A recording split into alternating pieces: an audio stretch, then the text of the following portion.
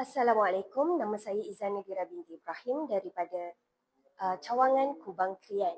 Hari ini kita akan belajar bagaimana menggunakan teknik tanduk rusa.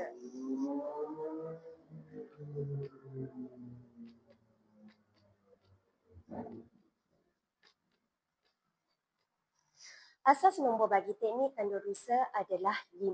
Kita tetapkan di sebelah kiri kita adalah 5 dan bagi tanduk rusa di sebelah kanan kita.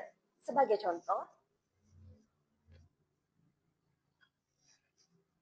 tanduk rusa bagi 5, asas dia adalah 5, maka tanduk rusa dia adalah kosong. Tanduk rusa bagi 6, asas dia adalah 5, baki dia adalah 1. Dan selebihnya, tanduk rusa bagi 7, asas adalah 5, baki adalah 2. Tanduk rusa bagi 8, asas adalah 5, baki adalah 3. Tanduk rusa 9, baki adalah 4. Dan tanduk rusa 10, baki dia adalah 5.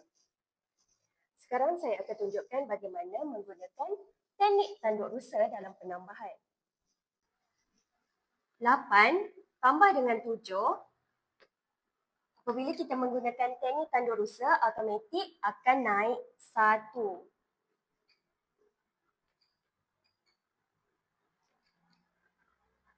Jadi kita selesaikan dulu 1. Tanduk rusa bagi 8, baki dia adalah 3. Baki bagi tanduk rusa 7 adalah 2. 3 ditambahkan dengan 2 sama dengan 5.